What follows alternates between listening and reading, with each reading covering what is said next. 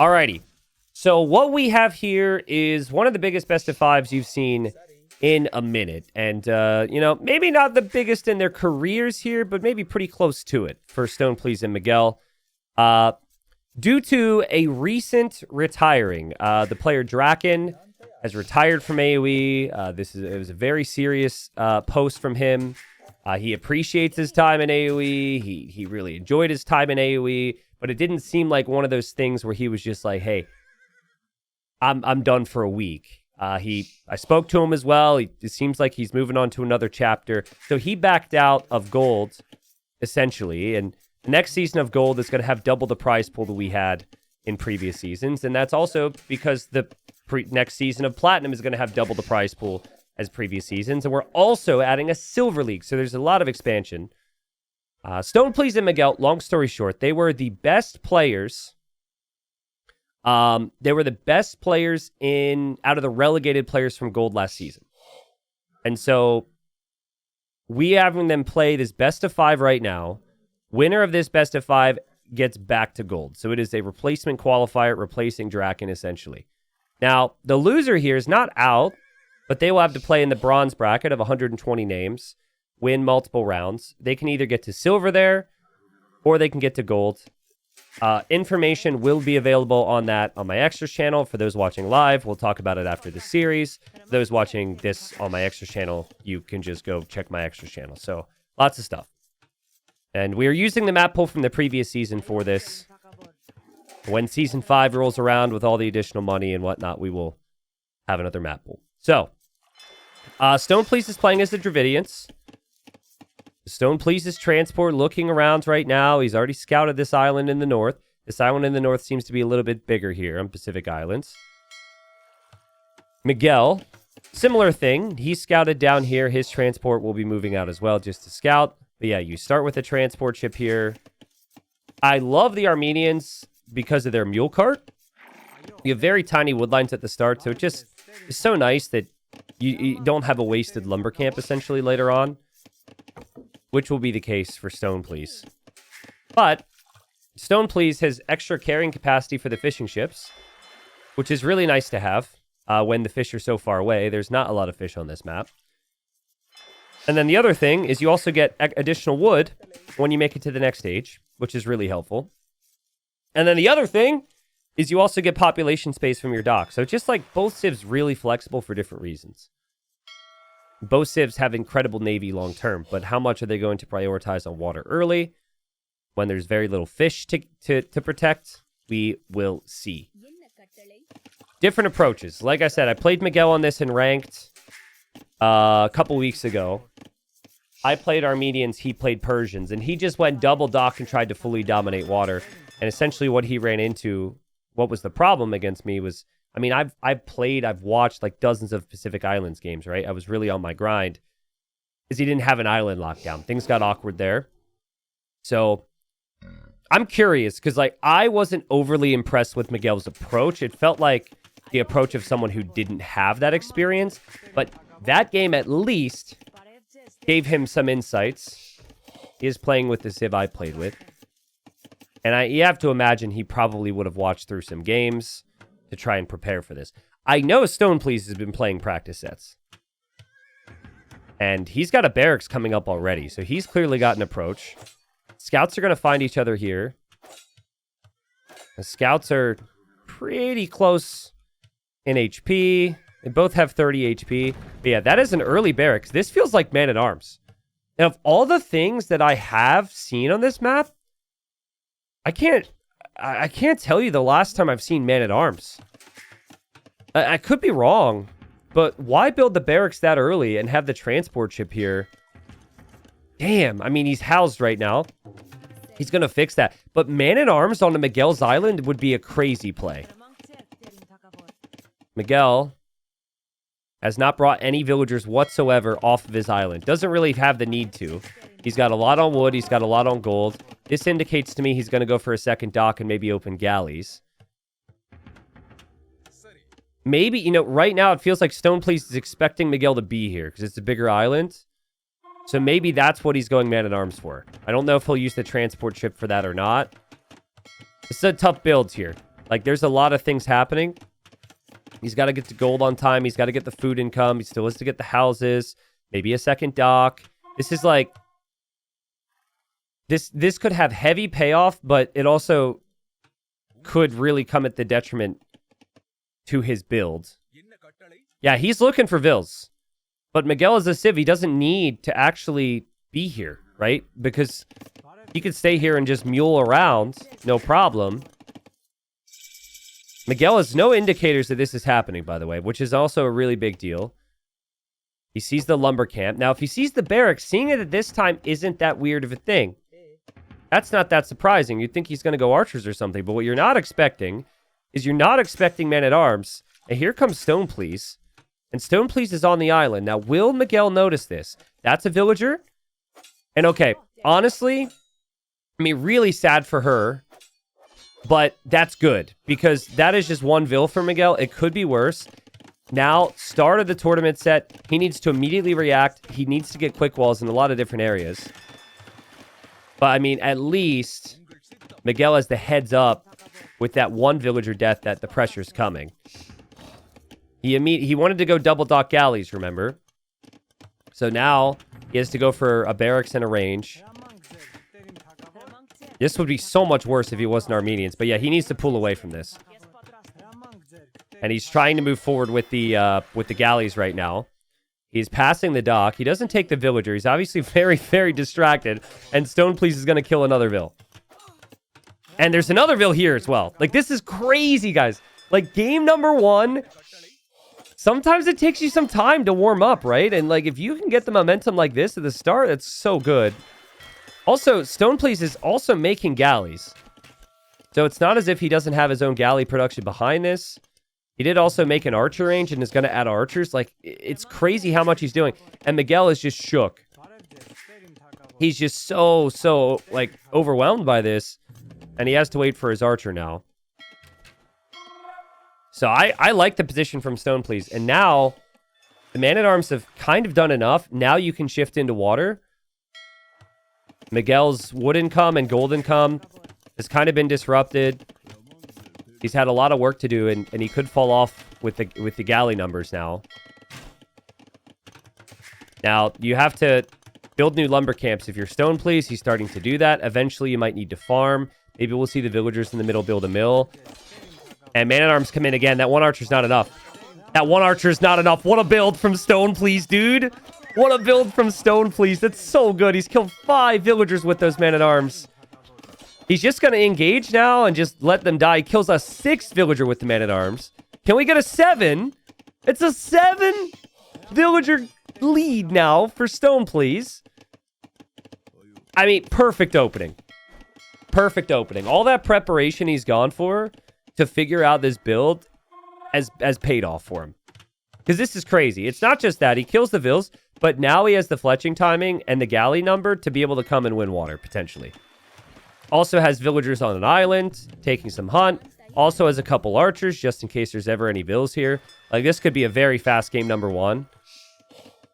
As long as he moves in and takes the opportunity now. He does have a weak galley on the front. And Miguel is going to transport some archers, hoping to kill some villagers there. Miguel is going to be shocked, though, to find out that there's already some army for StonePlease in the middle. He's hoping that he can get some payback. Now, will StonePlease notice this? He's missing the scout. Still, there is fletching for StonePlease, and there's not for Miguel. Miguel should lose water right now. Shouldn't even be close.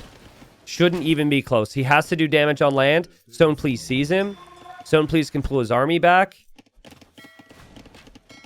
Domination from StonePlease here. Best of 5 could go a lot of different ways, of course. But this is a really sick opening from StonePlease. So I'm kind of in the loop. Like, I know there's been dozens and dozens and dozens of players playing practice sessions. On top of trying to just get their position on the ladder to qualify for the bracket, there's been people training every single day, right? But you can just tell that StonePlease is one of them. And the GG's called, and that's a crazy start for StonePlease. And this is a map where things can go so wrong in so many different ways. And this build took full advantage of it. Miguel thought he had a Civ where he could just chill out at home and use the mule carts and be fine. And he could just focus on water first because he's the better galley Civ. Well, StonePlease, he didn't try and outcompete in just galleys. He opened with something else. And that was really as tight as it gets as far as a build. That is not easy to get those timings. Usually something is going to give. And yeah, he used the man-at-arms, and then he had the galleys behind. And then he even had the archers as well. Like, that was crazy. So that is probably, here's the positive, that is probably the most difficult map to play in the entire best of 5. Anyone who says they don't like Pacific Islands, deep down, if they were to search within their soul, and I might get some people not liking me for this, they don't like it because it's very, very, very, very difficult. I think it's a good map. And StonePlease showed us there. More wood, more food, more gold. And yeah, let's see if Miguel can turn it around. So, scores 1-0. Like I said, that previous map's kind of crazy. This map here, it can be crazy for its own reasons. But I really wouldn't expect it to be as landslidey of victories for really either player. Now, StonePlease has gone for the Malay. Top-tier civilization on any closed map. And we do have Zong here. Is a closed map, obviously, with stone walls. Miguel's got the way. Now, Miguel, there was one critique of him I've had over, I guess, like the modern era. It's been the fact that he usually hasn't really figured out the new civs. So it's kind of interesting to see him go for way here. I don't think it's a bad civ, by the way. I think can be very strong. But I would never have expected a player like Miguel, who is less active than he was in the past, to pick a recent DLC civ. But I mean, Way are really good with Cav. That's Miguel's skill set. He likes Eco and he likes Cav.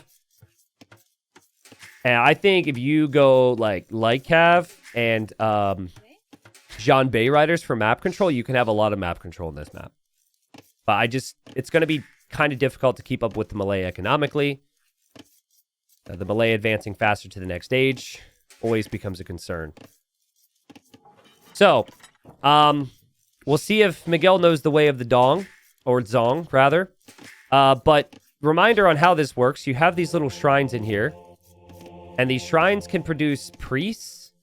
Not monks, but priests. They have less range than a monk. And I think they cost 70 or 80 gold. Forgive me, I actually forget the exact amount. But if you were to chop through these trees fast, you could actually get a priest out early. Because you can make them in Dark Age. And then there's 5 relics along the middle. And yeah, it's something to compete for. So far, kind of feels like Miguel's going to go fast feudal, which isn't necessarily a horrible play with the Way. Because you get additional villagers when you research eco upgrades. So if you rush to feudal, get wood, get farm, maybe even the gold upgrade, you could be up 3 vills. And then maybe he wants to add scouts as well. Like maybe the game plan is to have scouts in feudal, get all the relics, and then deal with the Malay later on. Could actually be fast feudal as well from StonePlease. Malay can be pretty flexible with that as well, so... Someone's asking, is all the terrain wallable? Yep, it's all wallable. There's no terrain here that's not wallable. You might be asking because of that terrain, but yeah, it's all wallable if you wish to. I think the bigger thing, like long-term, is always the gold in the middle. This is the biggest aspect of late Castle Age, because players will start to run out of gold in their base. You can take gold, you can take stone on the sides, but then you're outside your walls, of course. Say wallable again? Am I misspeaking? Why are you asking me to say wallable? Wallaby Way, Sydney. I forget the number. I don't know. Are you guys baiting me? Chat, play nice. It's my partner anniversary today. Psychedelic Falafel says, wait, is Zong making a return to TTL5? Well, it's a little confusing. We are using, for bronze, we're using all the maps from the previous season. What silver, gold, and platinum come in the new year, we will not be using these maps. We will have other maps. There's a couple different reasons for that, but like we don't want the maps to be stale by the time the main leagues begin. That's a big factor. But the other factor, and kind of the main factor, is these maps have actually been balanced and worked out. We don't want players in an important set to have issues, and it takes a lot of work to get maps right, of course. So there's the first priest. Only 5 range, but he's waiting to break free of this ring of trees. Both players are going fast feudal. StonePlease building a barracks, and Miguel building a barracks as well. So the Malay are just going to have more vills because they don't spend as much time researching the next age. Miguel's going to get more vills because he researches the ecotext. But I mean, Malay also still have to research the ecotext. You could argue it'll end up being pretty similar here. But I think the only text you're going to get if you're Miguel is wood and farm. So that's 2 vills. By my calculations, Malay should still be up by 1. But that's not a substantial. And then maybe this is the way that the way can keep pace with the Malay away. The Malay can keep pace with the way today. Okay, this is going to be an interesting one. Scouts are going to be out for Miguel. Did snag his farm upgrade. And he's got his first priest on the way. What's the priest doing here for StonePlease? Why is the priest standing there? Looks like he's going to delete. Ooh, okay. So he's making his way this way, you don't say? Their beard's looking pretty gray. Sorry, it's an arena style map, so you're gonna have to deal with this. If you don't like this, you can just fast forward or come back in 5 minutes, because we're just doing it, all right? And both in separate directions right now. And you got a spearman with every priest for Miguel. I like that. Or sorry, not for Miguel, for StonePlease. Old men are on their way back. You can't put them in your inside of your building there. And ooh, nice snipe there from StonePlease. And also here he was converting. It's got the old conversion sounds, the AoE 1 conversion sounds, but converting a spear, and Miguel had to delete that. So StonePlease feeling pretty good. Yeah, you cannot put those relics inside of your shrine. You have to get to Castle Age. And StonePlease, he does lose his scout, but he does get 2 relics inside of his base, which is pretty good. Eco transitions are pretty important here. We've got 4 farms for Miguel. We've got 3 farms for StonePlease. This is very, very close. But I'd say ever so slight edge for StonePlease because those 2 relics are inside. There's still 3 more out on the map, though. T90, can you yell Wololo during a conversion? I'll zoom in. How's that? I'm not going to yell Wololo. It's not a yell, man. It's a cry to God? Question mark? I love the Spear Edition. The Spear Edition's been fantastic here. Miguel's kind of gotten the idea from him. He's like, yeah, I'll do the same thing. But Miguel also isn't producing any more priests right now, so it doesn't seem like he thinks he's really going to be able to snag any. Which might sound like a bad thing, but if he can actually focus his attention on killing these and just get Castle Age, then he can snag them later. Usually it's very difficult because the scouts and the spears and the priests all move at different speeds. But StonePlease is like really embracing his inner AI right now. Look at how close everything is to those priests. Again, that's not easy to do. Oh, I think Miguel snagged one. Am I wrong? Was there not a... Oh, he's got both of them. I'm so blind. Damn. Look at them march. And now the spears are going to go forward. That's so well played from StonePlease. He just seems so... It seems like he is so well prepped for this.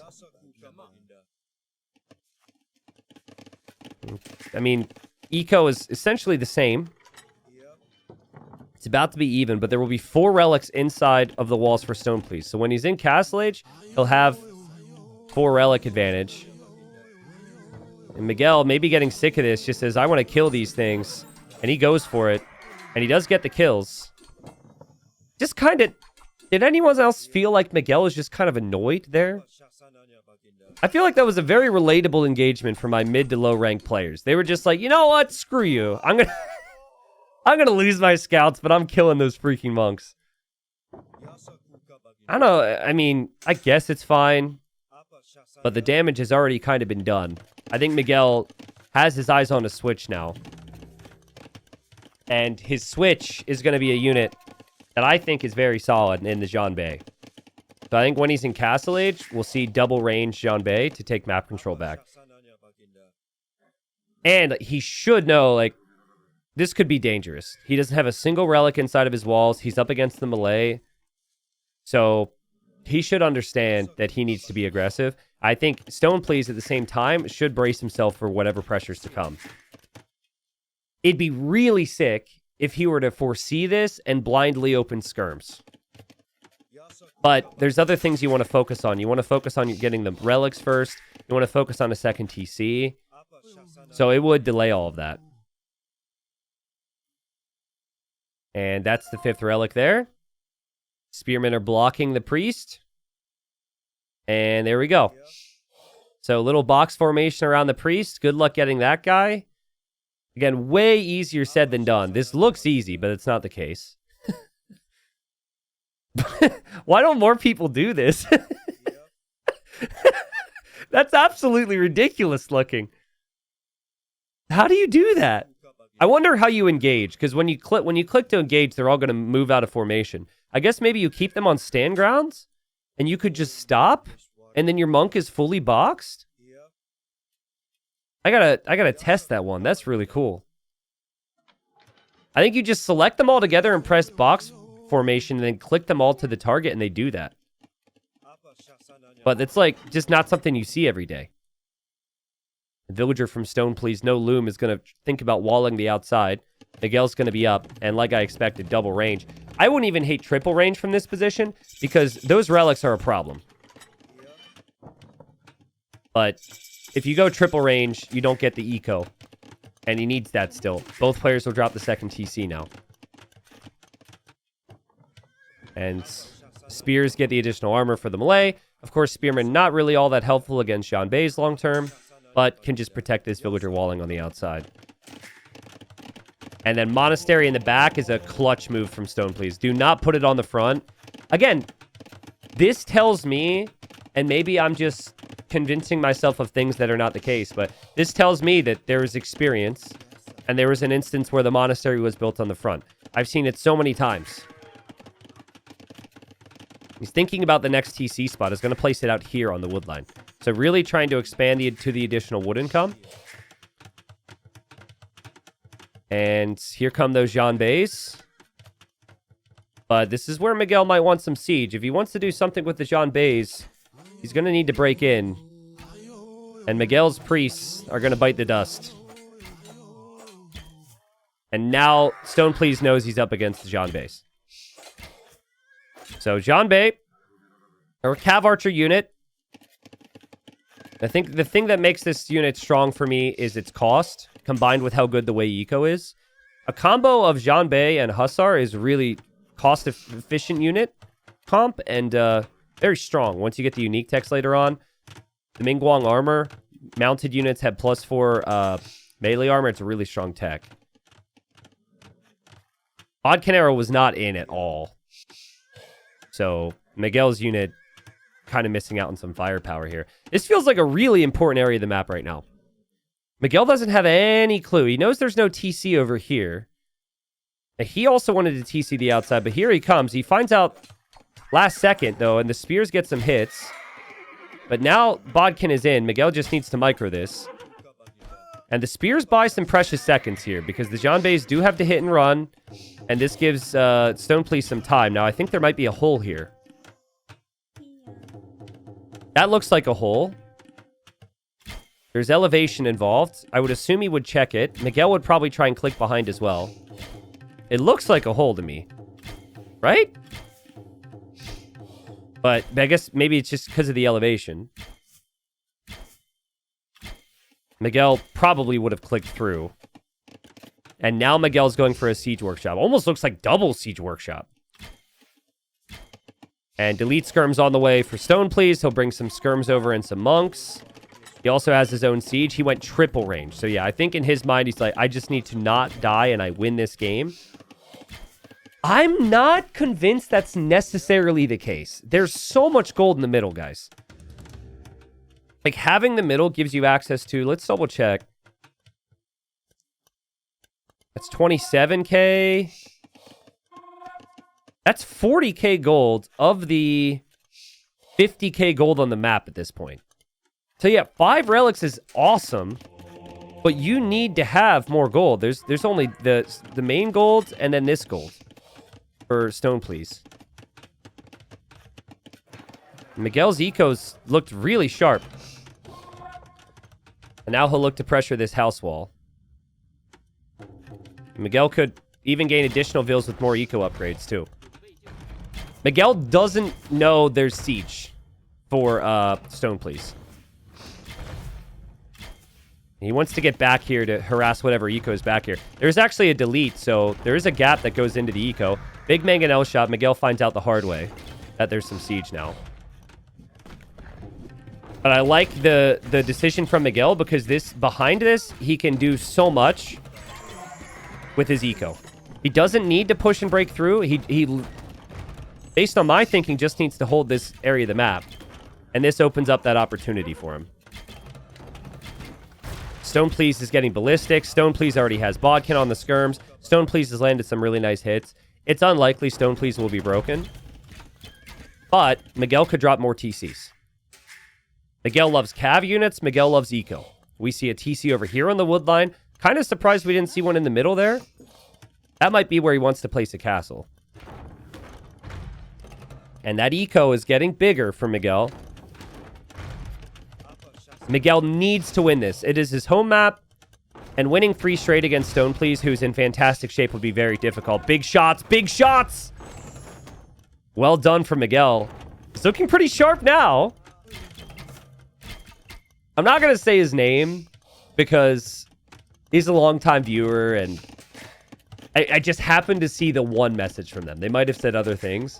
But as Miguel was just getting shellacked in the previous game, I just saw a comment from someone who was like, yeah, Miguel isn't the player he used to be. Yeah. You know, as the poor guy's down and bleeding out on the ground, he decides to show up and say that.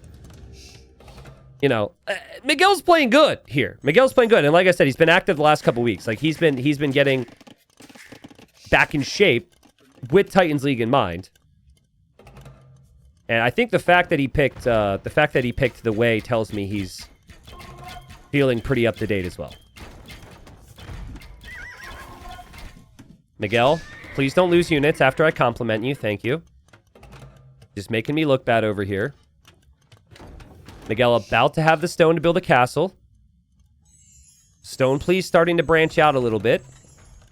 Miguel has a lot of villagers around the middle areas right now. And he's seemingly idling his TC to click up to the Imperial Age.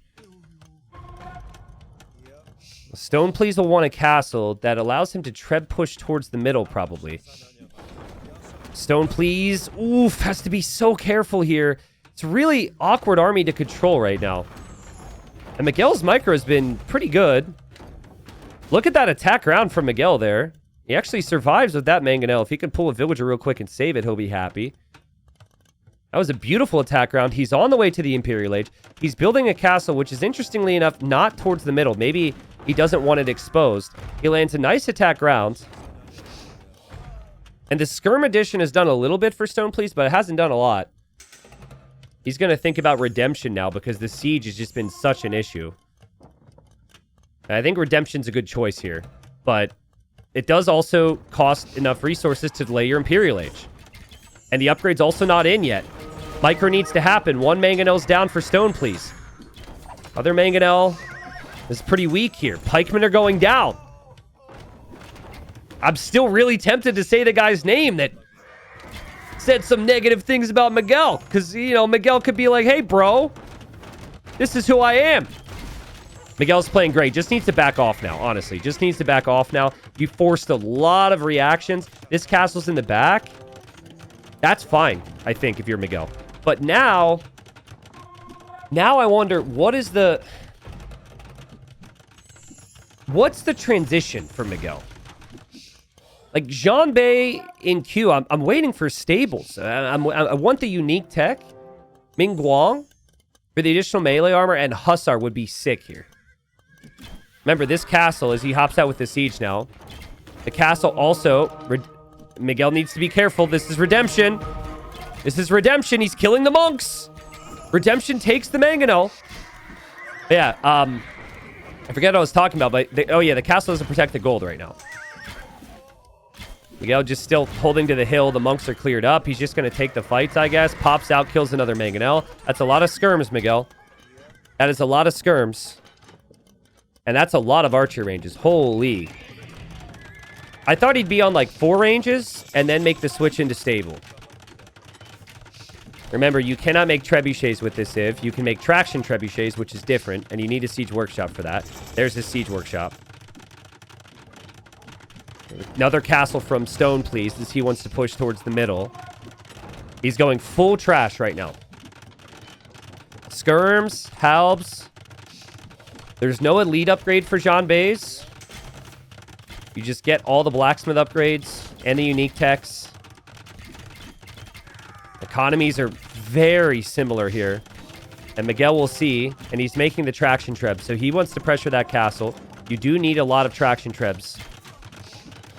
And again, I'd love to see Hussar here. Hussar would be so good, but he doesn't have many stables, so... we get up to like 5, 6 stables, then maybe you can justify it. It is double siege workshop from Miguel. You could probably hold for a while with traction trebs. There's not too much that StonePlease can do about traction trebs underneath the castle. Miguel's hoping to get a raid in on the left side now. Just hoping to take some control here. I'd really like to see Miguel outpost over here to know if StonePlease is on these resources. It's tough to deny, but it could be a good play. And petards for Miguel. So he will make some petards to break through the wall to get into that eco, which could be pretty risky here if there's skirms. StonePlease has an outpost and he can see the petards, so he knows. I mean, I love to see outposts pay off like that. I actually think it would have been pretty negative for Miguel to dive in anyways. I think he needs to keep his army alive. StonePlease hoping to convert the traction trebs. But guys, the thing is, traction trebs outrange monks, and they added conversion resistance to traction trebs because people were complaining they could be converted because people thought the unit was bad. You can tell by my tone that I don't think the unit is bad. And I think that conversion resistance was maybe a bit much. But yeah, to be seen on that. Miguel has sniped a treb. He has sniped monks. And now we've got not Hussar. He's going for Haiguang Cav, which is their like Cavalier equivalent. Elite is very cheap, and he has the unique tech for the extra melee armor. If he can get the final armor upgrade, which he's missing right now, Miguel is going to be cooking big time. You just got to be patient with these traction trebs. I don't think you need this unique tech, but I mean, Miguel's eco is fantastic right now. Maybe he could shift a couple more villagers over to these golds. The only thing that he's light on is gold income, because a lot of his gold miners were in the middle. Wait, don't get the final armor? Oh, yeah, true. Okay, that balances out the unique tech. Okay. Thanks for correcting me there. And Trebuchet will go down. And Traction Treb's still alive. And they outrange the bomber cannons, right? So best of luck bomber cannons ever having a shot there. The thing is, StonePlease doesn't even know he's up against the cav switch. He has no clue that there's going to be a cav switch. So he hasn't prioritized Halp. He just has a couple leftover pikemen, but that's not like big priority for him. I guess he's going to do that now. Again, traction trebs are overpowered, guys. They're insanely OP, dude. They outrange bombard cannons. They're mobile unlike a treb. They're so good. Miguel's still really trying to max out now. He's even going to get the Tuntian unique tech, so soldiers passively produce food. Snipes another Treb. Like, what are you supposed to do about this army right now? This is a crazy army from Miguel. Here we go. He's got the Jean Bays. He's got the He Guang. He's got the Traction Trebs. Full unique unit, essentially. And Malay are one of the best civs in the game with their timings. But unit-wise, they can struggle. It's more about, like, what they can make and how fast they can siege push you. These He Guang have crazy melee armor. They've got 10 melee armor. And then the Jean Bays are there to mop up any halbs. And the Traction Trebs are now going for the castle. Miguel says, remember my name? I'm still around, kids. I want to get to gold. This is sick. That got a little scrappy. I'm seeing some units die to the castle he wouldn't want. But it doesn't really matter. Because if he has full control of the middle, he will have more gold than StonePlease will. And he can always replace his units with this economy. 140 villagers untouched. The halbs are just not anywhere in sight. All the production buildings here as well. I think Miguel's about to tie this up, guys. And Malay was the #1 civ pick for StonePlease. So this is a civ he thought could do no wrong on this map. Miguel's He Guang are going to dive in. Yeah, this civ is sick. Miguel didn't even have some eco-techs. He can get more and get more villagers for free with that. Not that that really is a big deal at this point. Just perfect for a player like Miguel. Full cav, YOLO, raid, army activity while also booming. And StonePlease is going to hold on. He's telling himself, I've got 5 relics. My opponent has 0. And in a long arena-style game, that can eventually pay off. So he's gonna give it a try here. But the issue I'm seeing is his production buildings were mainly forward. So he's having a really rough time grouping up units right now. There's so much cav in his base. He's lost 30 villagers to this. Another Bombard Cannon goes down. Like, he's trying to group up his units. It's just getting so messy here. And maybe the only thing that Miguel is missing is a castle right where this army is. I guess you don't need to be that aggressive with it, but I like it just to protect this area and allow you to push this castle. But you could also justify a castle over here on the stone and the gold or something, so. Got 32 heavy He Guang cav, 16 attack, 140 HP, but 10 melee armor. And then also you get food when you fight with your units with this civ now. And I don't really have the math for you on that because I forget it. It's nothing crazy, but it is something, right? Obviously, if you're consistently engaging, which he has been, he's going to be having a payoff. Yeah, Miguel just says, I'm not going to give you the time. This castle is kind of your last hope. He sits underneath this castle with everything. He'll have more units where that came from. And these Traction Trebs are going for it. Kind of looks like that Traction Treb has the little flag hanging from it, which looks really funny. It's like, hey, how do I get the flag Traction Treb? Which civ gets that? Conscription completes in the castle. So there's that. Congratulations, I suppose, for StonePlease. But this has just been chaos, man. And Miguel will build the castle I was talking about to lock down this position. Nice bounce back game for Miguel. Because that first game, guys, can mentally destroy you. It was so dominant and it happened so fast. Like that, depending on where you're at and I guess your confidence levels and all the things that can factor into the equation there. I've seen it before where the first game sets the tone. But now this game sets the tone. Miguel's going to have the momentum back. And StonePlease still sees his population as 160. And still has 5 relics, so he doesn't want to call it, which is completely fair. But he is probably dead. Probably. Yeah, I respect the fight. This is a really important series, so Tuntian gives 1.8 food per minute per unit, I believe. It's either that or 1.2 food per minute, says someone in chat. Okay. It's either 1.8 or 1.2, guys. So it's somewhere in that ballpark. And Miguel's castle is up. Miguel's dropping another castle, and StonePlease finally drops out and takes the GG. Yeah, that was a nice recovery. I think it can be very easy because all they're really fighting for is relics in early game on Arena. It can be very easy to trick yourself, either as a player or a viewer, into just thinking the person who gets 5 relics is like way ahead, right? You're like, okay, well, he's completely out executed, and the only thing that they're doing right now. But this map, more so than Arena, is very, very heavy focus on map control.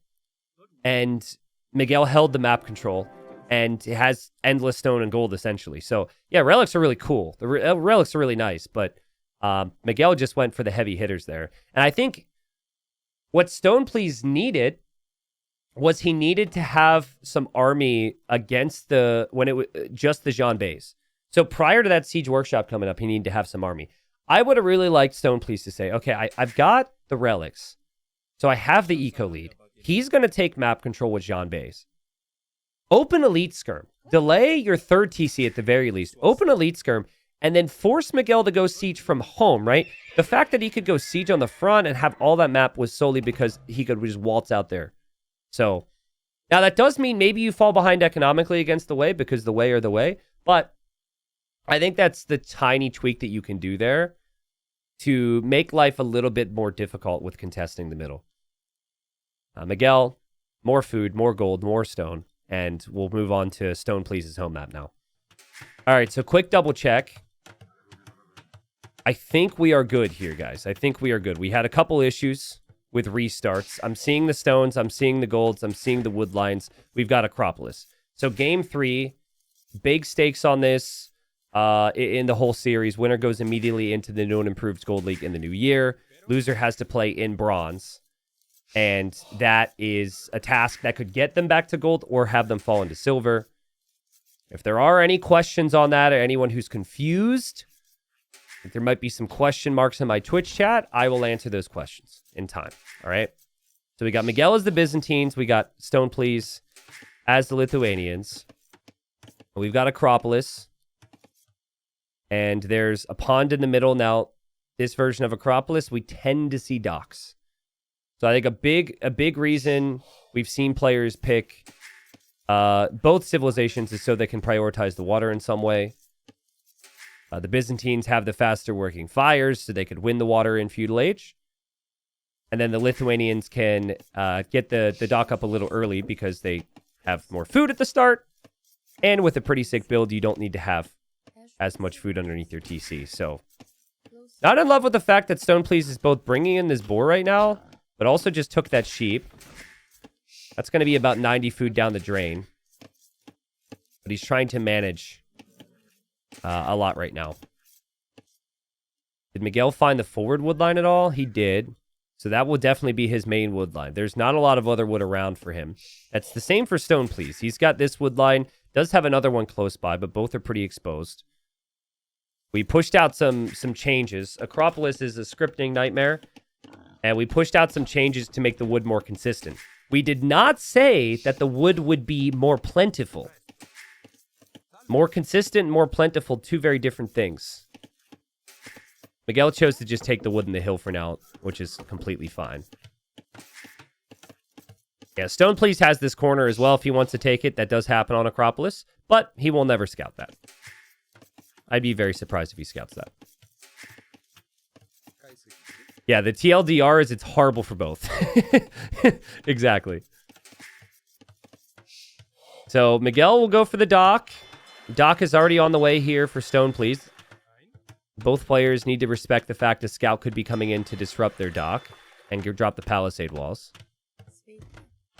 And they're going to fish. I mean, it should be ever so slightly more smooth with your food eco as the Lithuanians here. But I've definitely seen better economies underneath the TC for StonePlease. Again, not horrible, but it's another tight build. Taking all the deer, finishing up that boar. We'll push in another deer, and we'll bring in yet another boar here. So is accepting that there's going to be some decay just to get as much food underneath the TC as possible. Miguel will essentially do the same thing. And that's the typical play. And boar gets brought in. Miguel takes it, no problem. And they should see each other on that pond. And so, yeah, it's silly. It's like this tiny little body of water. There's only 2 deep fish with 250 food. And by the time they're in feudal age, there's not even going to be much deep fish left. But everyone just seems to really put value on winning that. I think if I were to use Acropolis in tournaments in the future, I would probably lessen the amount of fish. After Titans League Season 4, which is the maps we're using for this set, I said it was kind of a failed experiment just because there was a lot more fires than I was hoping to see. Like, it's cool if, like, okay, someone can take it and will maybe take it, but it was like every single time we see people do it. And look at the build from StonePlease. This whole build is designed to win the water. And win the water fast. Second lumber camp. Now, he's pushing in another deer. He still has 6 sheep here as well.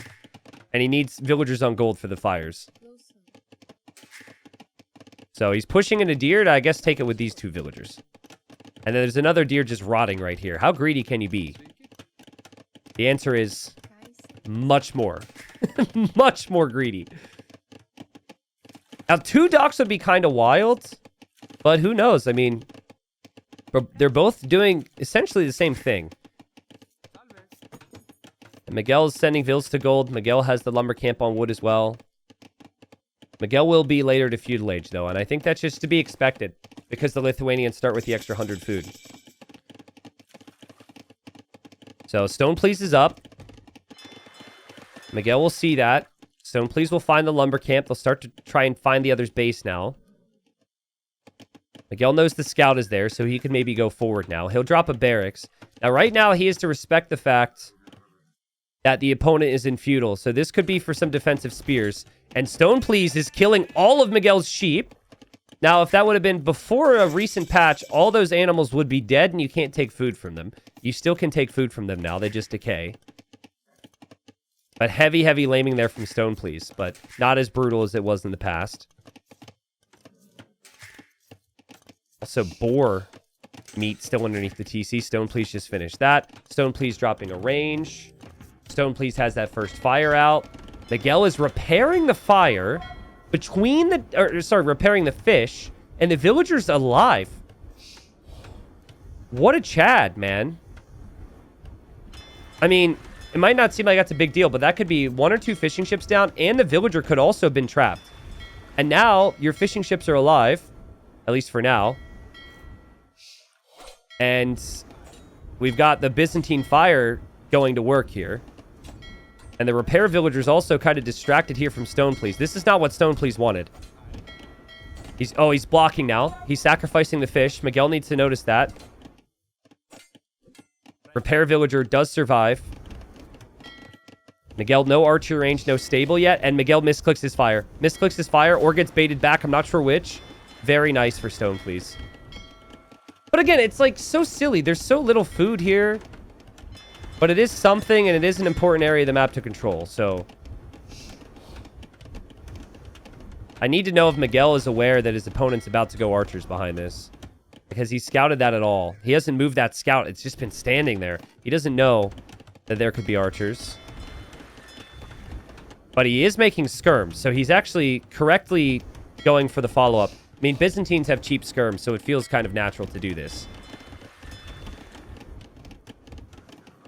Those archers have not moved out yet. You have to transition your eco away from heavy on wood, heavy on gold, into other things now.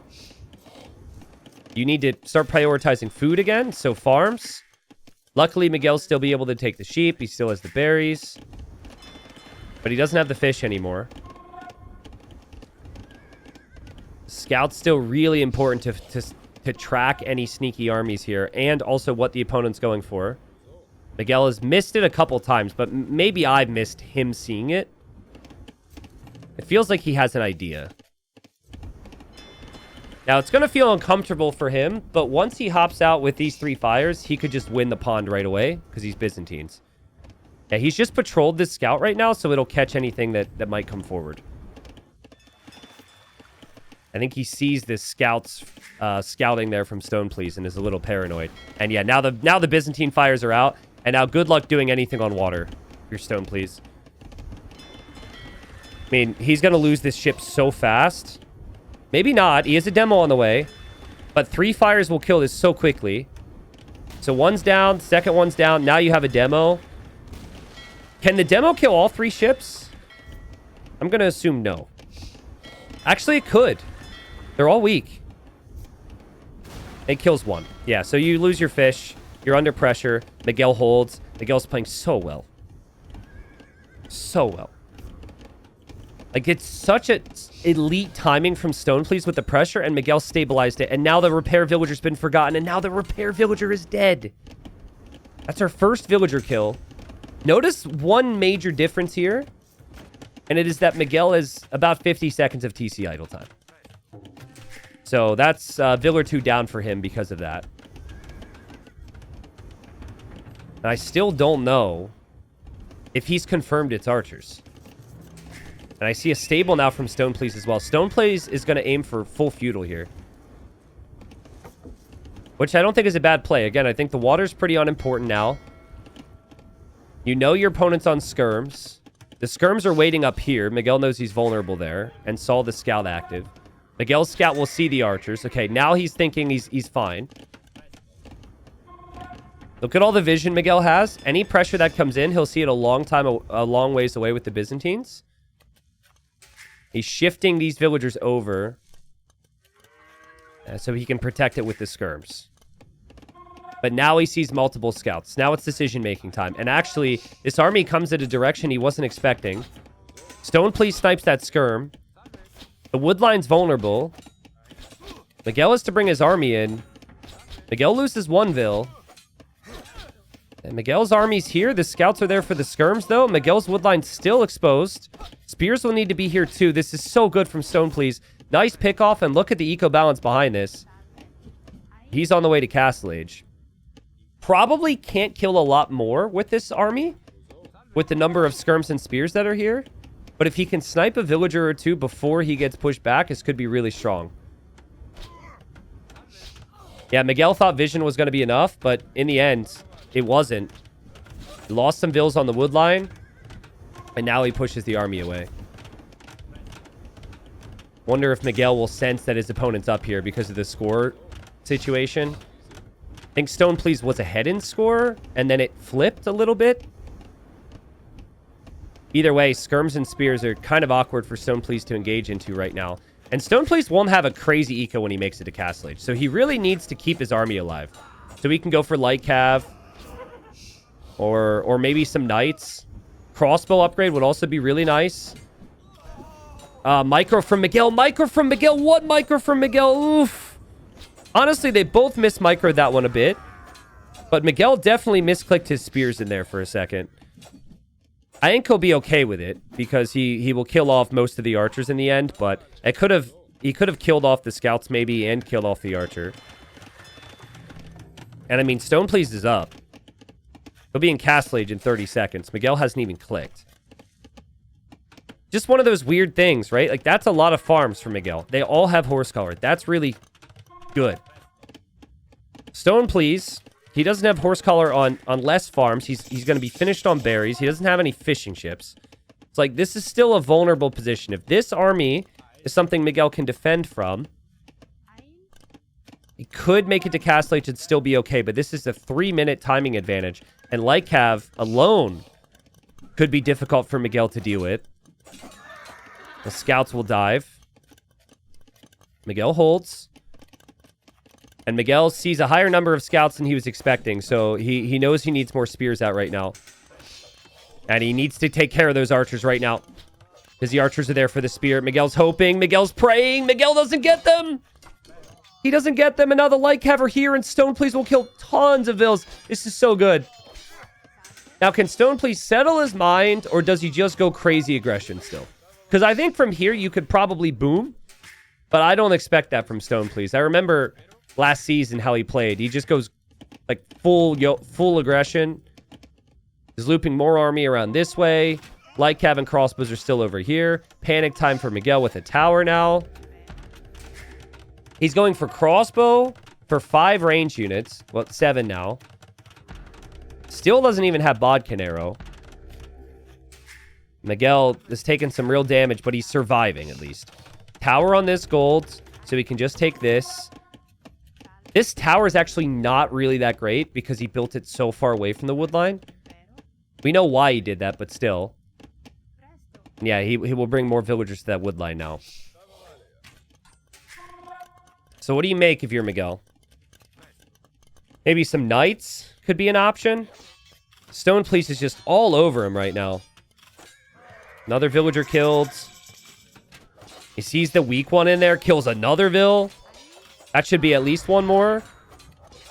Yep, gets it. I'd say you could make camels if you're Byzantines, if the opponent isn't on crossbow. So now you need to make knights. But is the eco there to make a lot of knights if you're Miguel? I don't know, man. Like, look at this wood situation. Again, that tower doesn't help you at all. Like, the crossbows could just sit there. They don't even have bodkin arrow yet. This looks like this could be over pretty soon if StonePlease can get bodkin. Just so quick to the initial fires. He did end up losing water, but he applied enough pressure at the proper time. And the scout archer play was just fantastic. Even university now for ballistics.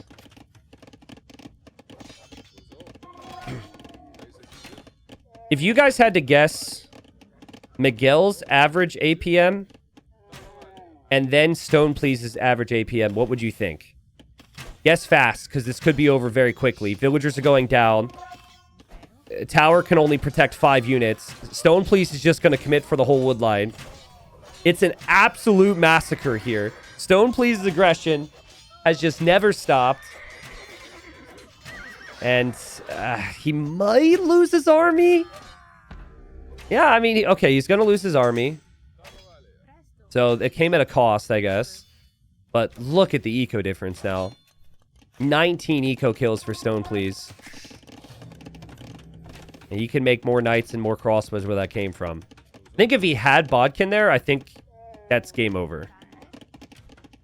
But he has it now. So I think it's worth losing your army to kill eco in that scenario. Miguel is counterattacking with camels, which is one of the worst ones. You can kind of tell with the gameplay, guys, but this StonePlease guy is fast. Look at this. Look at that. Look at his military APM. He has more APM in military this game than I have had in, I don't know, normal life functions this week. Well, sorry, yesterday was a day off for me, so I was a little lazy, but still. Crazy how quick he is. Quick walls now from StonePlease. Protecting from the camels. Army's still advancing forward and marching towards the gold. He needs more quick walls, and he needs conversions to help. He gets one. And actually, some of these knights are weak. Or sorry, some of the camels are weak, so I think that's completely fine. That's what I said about him. I think that speed can hurt a little bit if he doesn't focus on his economy. His economy's looked all right. It's not pretty, but neither is Miguel's. And Miguel's behind by 15 vills, so it's completely acceptable. My intro to the series was, I think someone like StonePlease, I've seen look kind of rattled and nervous and go too aggressive and underperform at times. But that has not been the case here. Crossbows are killing off most of these camels. These are cheap, but they're not free. And that's a fine engagement for StonePlease. So many of the camels go down. So many have to fall back and heal. Miguel's still telling himself the game is close because the score is close. But he's going to need better engagements. Another camel goes down. Another army will be over here on the left side for StonePlease as he micros this army to its death. And I think he can take the monk. Yep, take the monk. These crossbows can meet up with the rest of the crossbows. And there's a monk there as well. Miguel still can't take wood. And Miguel is going to have to leave the hill, honestly. Like, he's still waiting for that, for a swing of some kind. Because it's a very tiny crossbow mass every time. It's like, you can't really call it a mass. StonePlease will drop that second town center. Always has more units running forward. Miguel will counterattack. This could get interesting here. StonePlease with immediate quick walls. He notices it. He's got his monks ready for conversions. He'll get the conversions. He has some crossbows. He's probably fine with this scenario. Camels just don't have enough tankiness. And he just continues to march forward. Getting more kills. Miguel can't keep up. He's sending villagers back to gold. There's an army there. Yeah, he was too busy looking on the front. StonePlease is in so many different areas at once, man.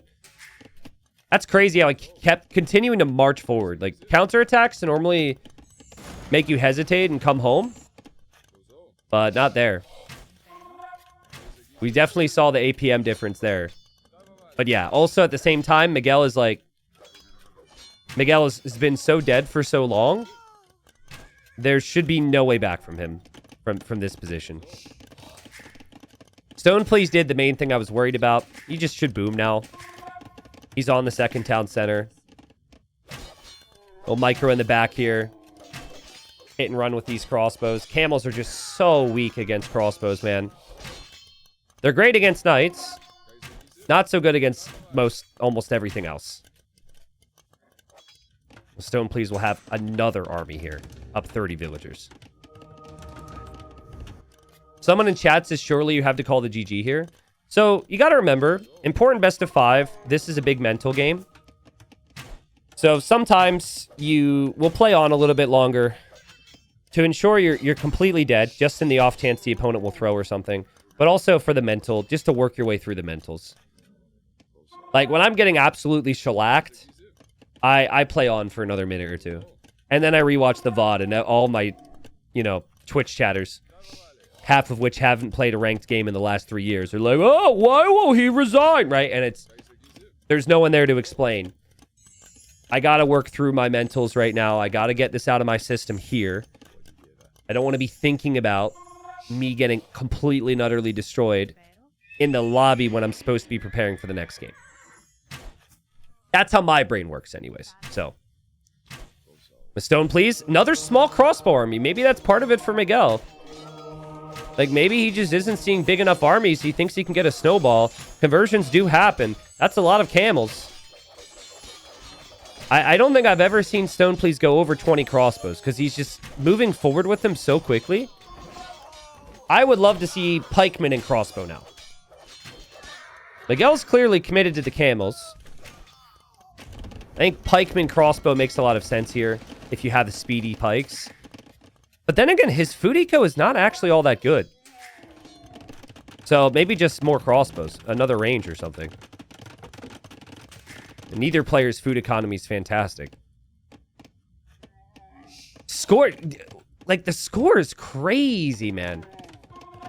Miguel's playing on because he thinks he's behind by, like, 15 vills, not 40. Right? Like, how is the score this close when StonePlease essentially has double the economy now? There's Siege now from Miguel. I mean, Camels and Siege feels a lot stronger. Maybe a couple lucky conversions, and maybe StonePlease could start to throw this. The other thing is, StonePlease must think that Miguel has eco elsewhere because of this score. StonePlease will snag Redemption now to convert any Siege, which is a nice call. Nice conversion there, too, and 3 units killed. There are 3 monks for StonePlease around. He's been so focused on aggression, he hasn't really gone for any relics, which makes some of my Twitch chat sad. But you're never going to make knights here. So, and monks are more valuable to heal up and convert than anything. Redemption's in. Redemption's in. Can he switch his conversions to the mangonels? There's one. Miguel's like, please don't have redemption. He's like, please don't have redemption. Please don't have redemption. Look at the micro there, because there's another monk. No sanctity, but the conversion happens. A lot of the monks actually go down, but the siege is gone now. And GG's called. Yeah, I mean, Miguel was really far behind for a really long time. Here's the average APMs. Average effective actions per minute, 179 for StonePlease. Now, is that effective? I think that's... We all know that some of the APM spikes can be a lot of repetitive clicks. But still, average is 179. Peak is 460. And for Miguel, average is 57. And peak at 143. So StonePlease is one of the fastest players in the game.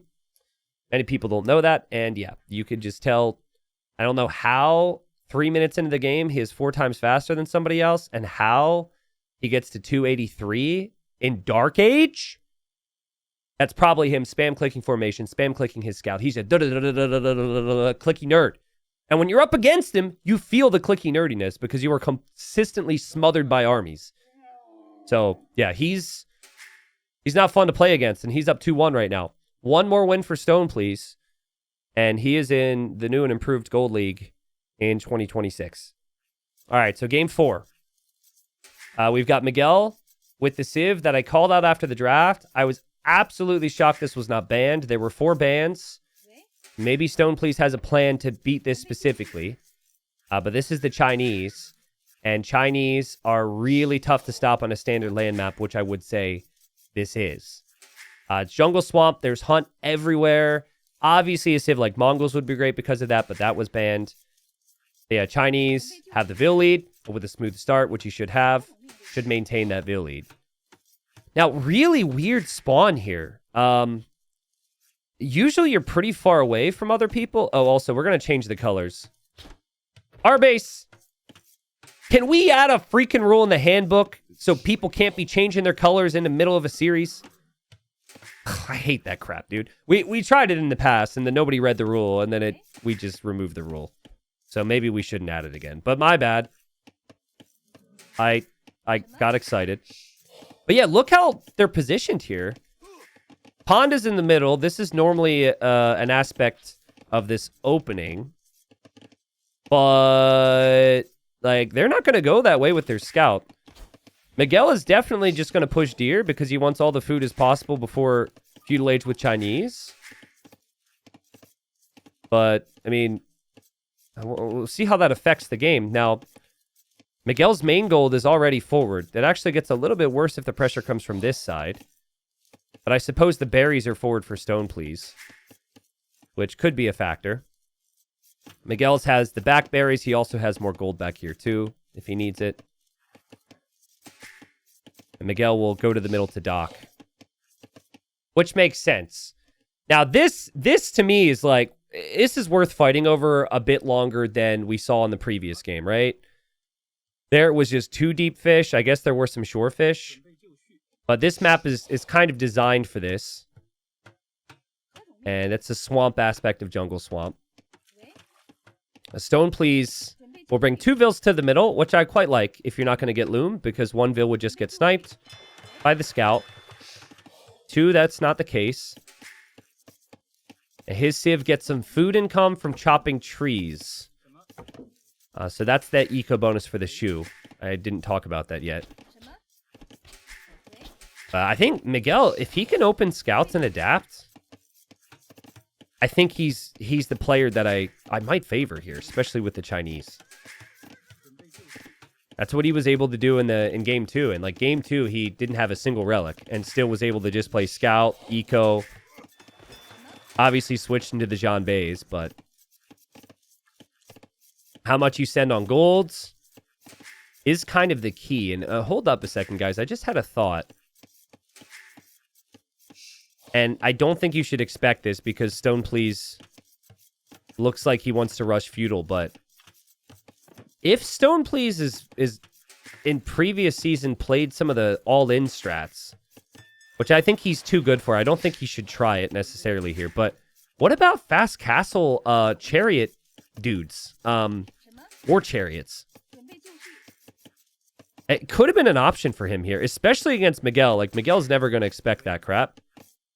Miguel doesn't really pay close attention to all the new all-ins. I still remember when Miguel...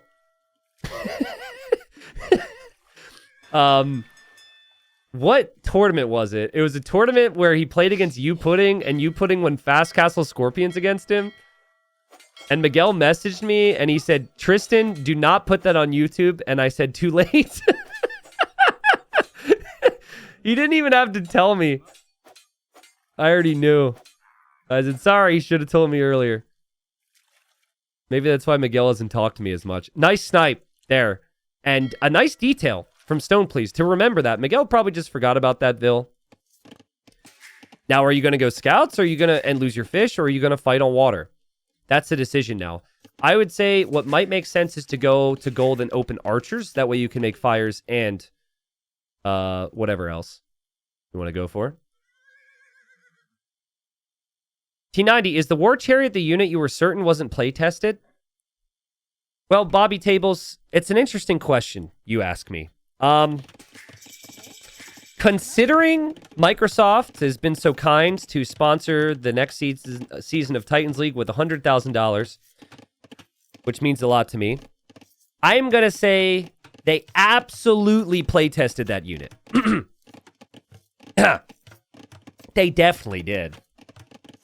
Definitely. There is no way they launched a DLC with bugged units that they didn't have enough time to test. That would be ridiculous. That would be ridiculous.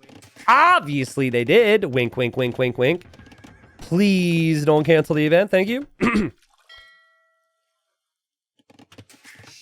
So Fire Galley's on the way.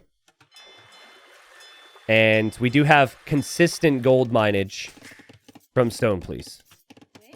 That's right. I said mineage. That's a word I just came up with. But that means he should win water over time. So he's killed a Vil, which was a nice snag. And now he could kill some fishing ships, which is also really nice. So not a bad start. He wins this. He's into gold. But he's up against scouts from Miguel. Does Miguel know where he is right now? Miguel hasn't found him yet because of the weird spawn. He hasn't gone this way yet. He must be very confused, but if the dock's on the right side, I think Miguel should recognize that the base is on the right side. Actually, those are two villagers that are just on the deer. That's not near a TC. It almost looks like it's underneath a TC. Miguel will notice now. That could be a Vil snipe. But now, as I say it, they're pretty close to the town center, and Miguel notices. Miguel backs away. Also, Miguel killed the fire. There wasn't an additional fire from StonePlease for whatever reason, so he'll lose his fish. Miguel has decent farming eco. Miguel's got his berries. Miguel's got deer. Miguel's on scouts, and Miguel can transition. And it's just like... Chinese are just so good if you don't do immediate damage to them in early feudal, and it now has not happened. StonePlease is trying to wall this map. And he is getting some walls down, but the scouts are going to run through, and Miguel's going to be back here, and this is just going to be a nightmare for StonePlease. So annoying, right? Even if he doesn't lose Vils, crazy quick walls. Even if he doesn't lose Vils, this is not where his focus needs to be right now. And when you're in Miguel's position and your opponent can quick wall like that, you're just telling yourself that. You're like, yep, it's fine. Like, that's idle time. That's work for him. That's focus away from everything else. Miguel, yeah, Miguel's like, fine, go ahead. Do all that. Look at the idols. He's double checking. He'll see the idols. Oh, Miguel's loving life right now. I guarantee it. Not like, you know, actually loving life. Like, he's not on a vacation. Sipping margaritas on the beach. But look at all the idle time for StonePlease. Oh, man, that's so painful. And now, behind this, we have some skirms. So this was going to be an archer opening, but all the spears and archers were sticking around to defend, and now there will be skirmishers as the follow-up to pressure the front.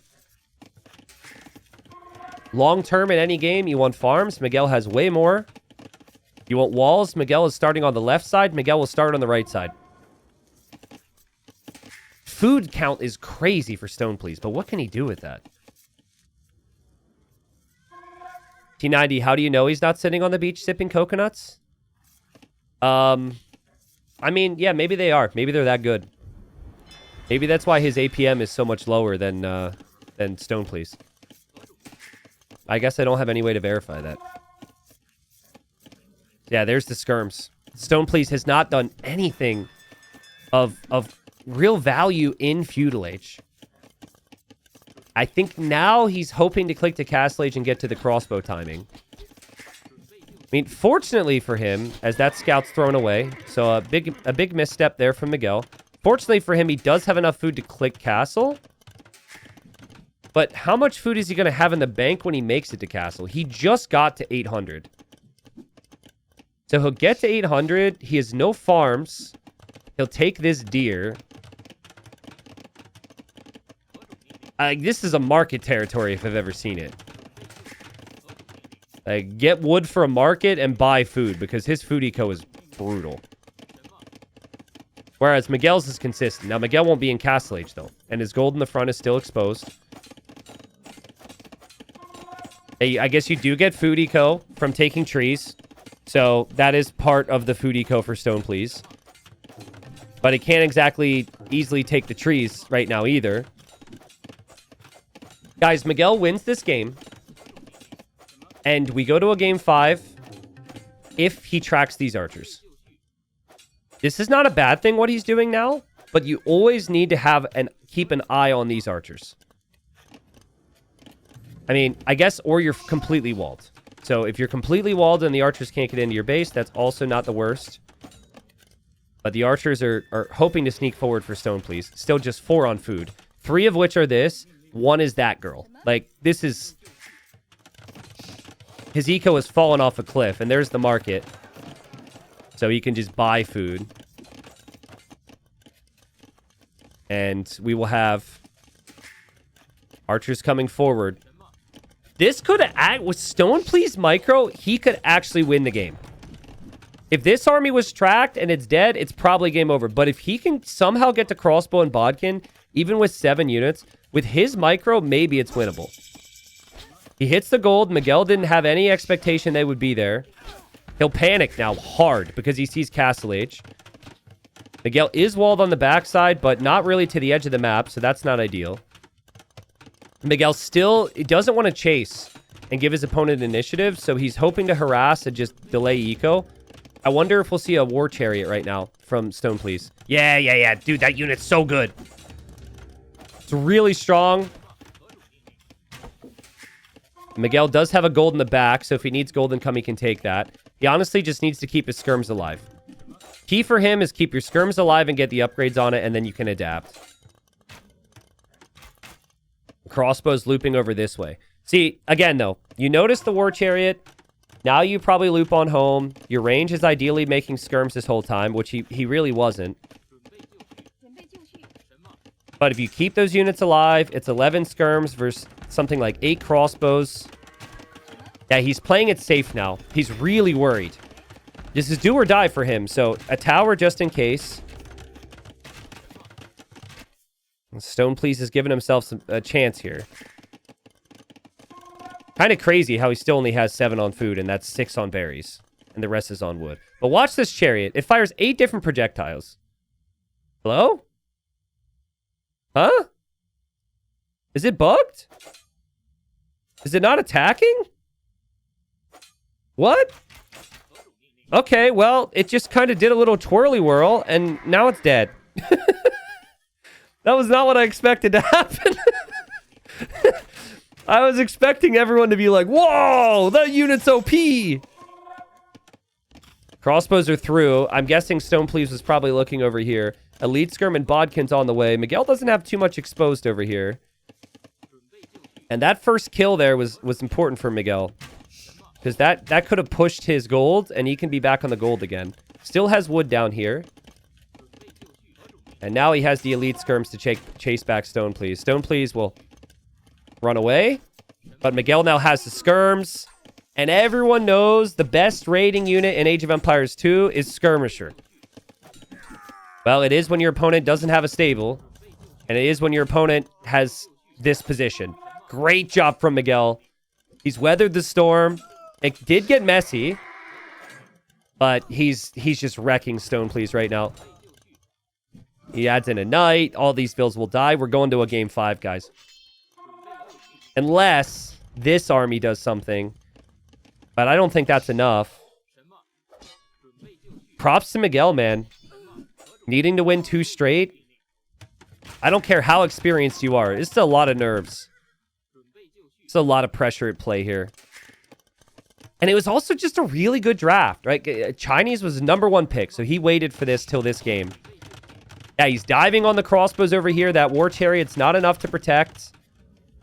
So War Chariot and crossbows will get pushed back. And Miguel's up 10 eco. He's on 2 TCs. He's got better eco upgrades. This looks rough for StonePlease. T90, what type of situations are War Chariots viable in? So I actually think they're viable in this situation. I think combining them with archers is fine. Or combining them with infantry is fine. You don't have to just make an army of War Chariots, which I've made some videos on. But, I mean, if you do get to, like, 6 of these things, they destroy knights, even. I mean, the unit, it's another one of those situations where the accuracy is bad, and that makes it strong. Because you can't dodge their shots. So, I think maybe you make a chariot if you need some desperation plays and you don't need to push buildings. Like if you want to kill lots of units and not buildings, probably make the chariots. It's 57 eco versus 40 now. I don't think Miguel has faced up against the chariot that frequently. Right now, he's probably thinking that it should be countered by skirms. Not necessarily sure that that's the case. But skirms, when you've got this good of an eco and there's not that much army, is probably fine. The T90, do you prefer burst or single target with them? Single target, I don't see a single benefit because burst is so good. Like, I would love to hear your take on it, but the multi-fire aspect, the machine gun aspect with 8 projectiles just seems like the only way to play against units. But I'm just also speaking on experience, you know. Miguel should add some siege. The only way he loses this is if these chariots snowball against his skirms. Just some defensive siege would make sense, but he's dropping the 3rd TC now. He did get hit by siege over here, but he also killed another villager with the skirms.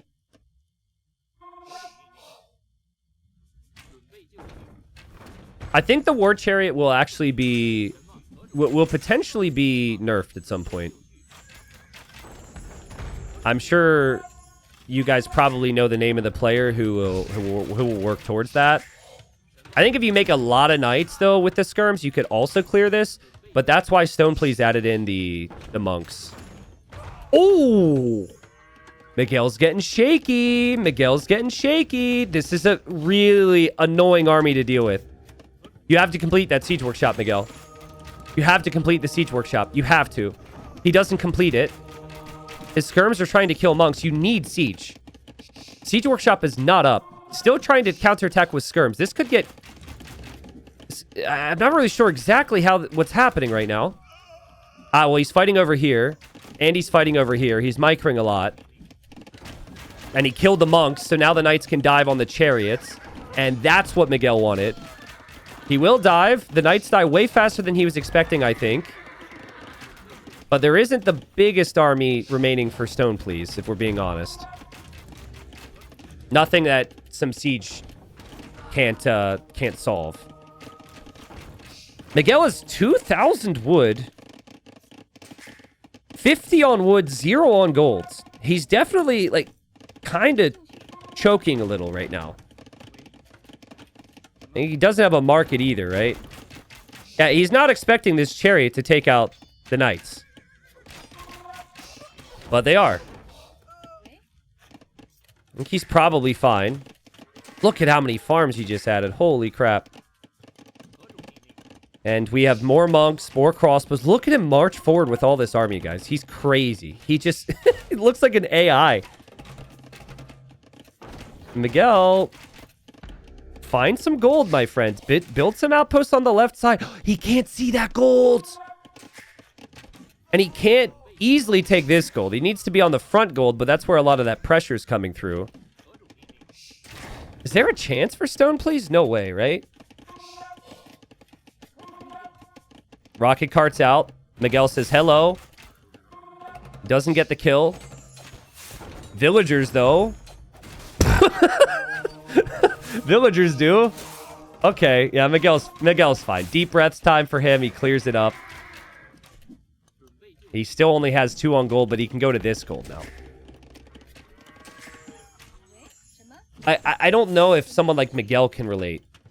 But like sometimes in a long series, I just like freeze and I get fatigued and I just can't think properly and everything breaks for me.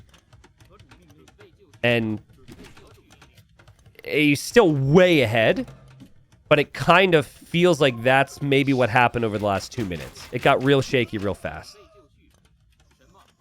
But should be manageable. I think he can just make skirms and Lycav and win this one. I mean, he's so far ahead. He's making the stables now. Lycav is a perfect unit if you don't have a lot of gold, which obviously he doesn't. He's going to have like 50 on food. We'll back off this gold right now, but once he produces properly out of these stables with the skirms, Stone Please will have some problems. Again, the War Chariots will kill off Lycav pretty quickly, but is it quick enough? I don't know. He's on 2 TCs. He actually just ran out of gold, so he needs to go to gold soon. Miguel will go counterattack with the Knights. Miguel's getting Bloodlines, which he never had. Armor, which he never had. If this food eco gets hit, he has problems, but he just, like, I think he forgot there's gold back here. I think he just forgot about it. Or doesn't seem too bothered, but it's not in his mind. Another counterattack, though. What? Another counterattack. Keep in mind the skirms have ballistics, so they're not missing those villagers as the villagers run. So now Stone Please has to kill. He is taking down the tower. Even though it doesn't lead to the GG being called right away, I actually really like the counter, because this is not what Stone Please is expecting.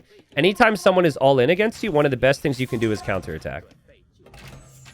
Because they can't send more army forward, and their push, you can do what Miguel almost did there and hit them with the Mangonel, and they're distracted. Miguel's Knights pull away, the skirms pull away, the rocket cart gets the hit, they trade 1 for 1, and the Lycav come in. And the War Chariots are not here. They were off to the left side. I think they might have died to the TC, and this is where we will see the tap. Maybe, surely, eventually. But it just means so much. Stone Please will fight on just like Miguel did when he was dead in the previous game. Yeah, the War Chariots died to this TC, by the way. And GG. Damn. So, 2-2, guys. 2-2. Let me restate the stakes here. Winner wins this and gets to Gold League. Doesn't have to stress. Has, like, basically 2 months, 3 months of chill times to prepare and sit in that new and improved Gold League with more prize pool than we've ever had. Loser has to play in the bronze bracket to potentially qualify for silver, and of course, if they win every single set in that gold. So they could still enter gold, but like 1 game versus having to play 4 rounds of competitive AoE against other competitive players that are training. What would you prefer? 28k resources collected from Miguel. I mean, Stone Please turn that into a game. His opening, though, was weird. I'm not sure.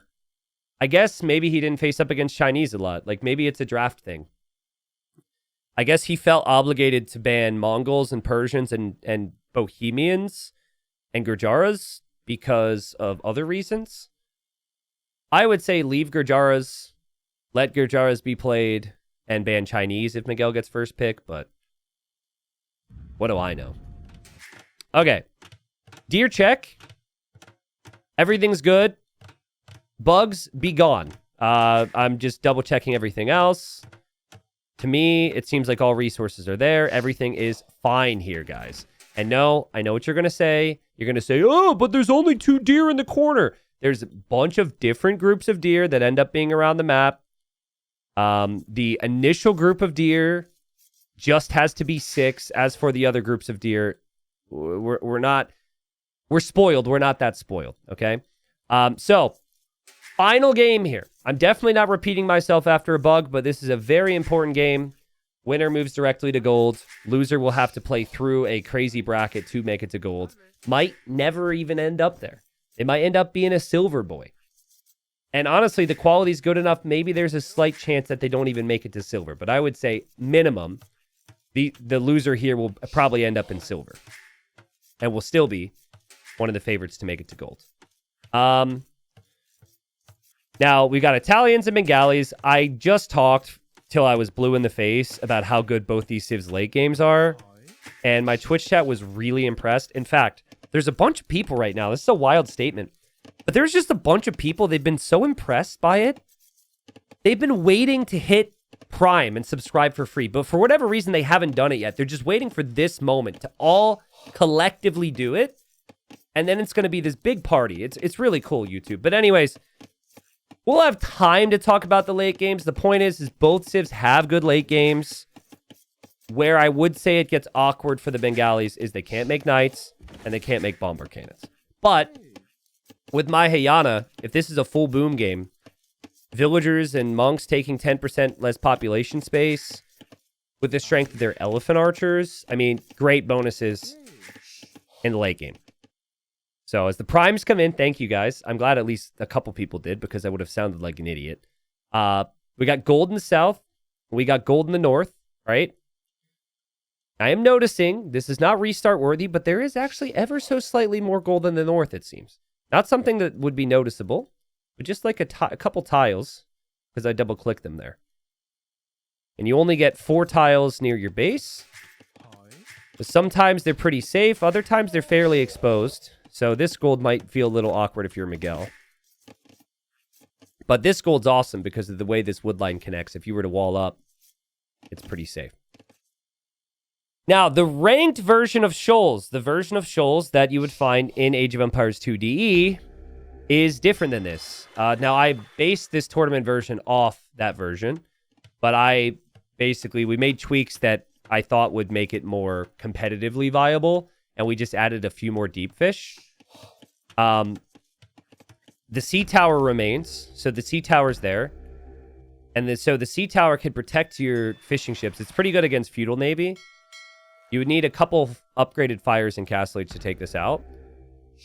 The fact that StonePlease is docked over here tells me that I think he's going to opt for a second dock at some point. Because why would you dock over here, which is not protected, if you weren't going to come over here?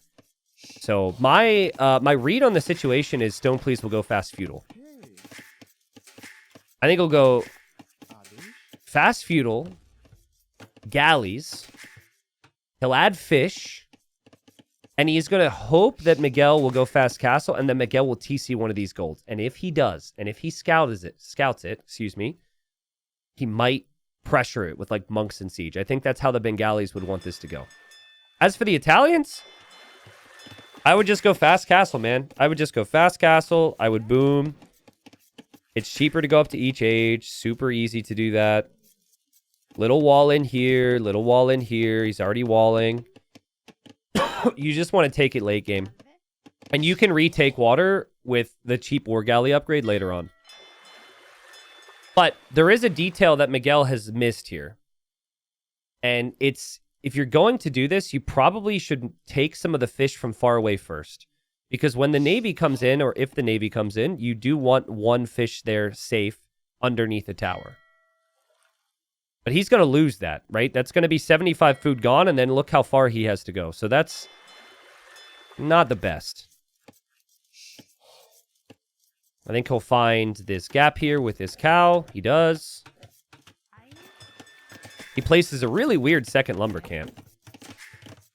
I would have preferred to chop wood in the back and not like chop through the wood line that's helping you wall. And Miguel is up.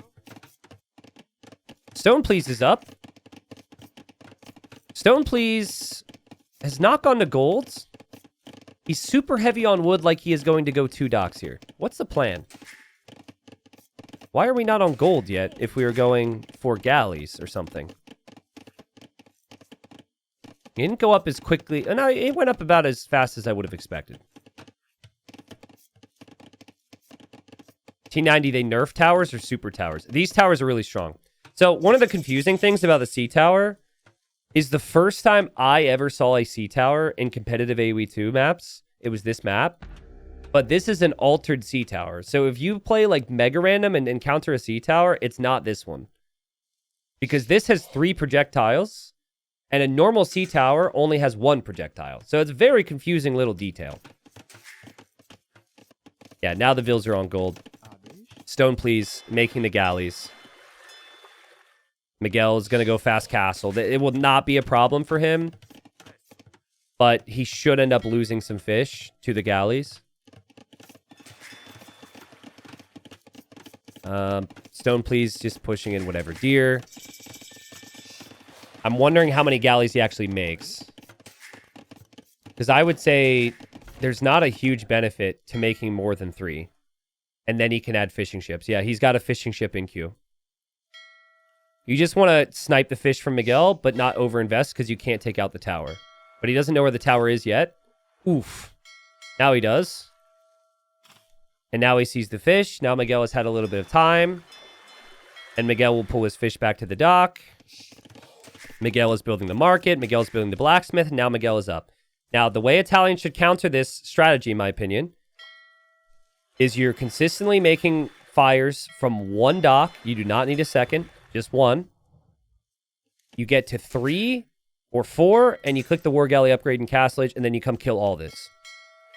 But obviously, like, your opponent can add fish and get value for a long time, and StonePlease can still do other things. And StonePlease will kill 1 fish. Will kill the second fish. And Miguel will not have the resources to do a lot right now beyond what we said.